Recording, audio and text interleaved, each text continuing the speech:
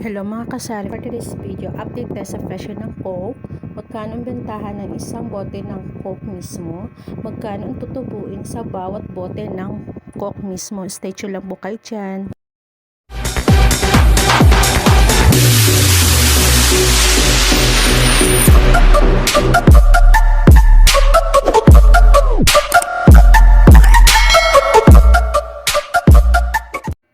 Ang Coke mismo, nabili ko po siya ng 191 per case of 12. Bentahan ko po ng isang bote is 20 pesos. Sa isang bote po, may tubo na po kayo ng 4 pesos sa isang bote. Kung nakabenta po kayo ng 12 bottles, times po, ang tubo nyo po sa lahat ng bote is 48 pesos.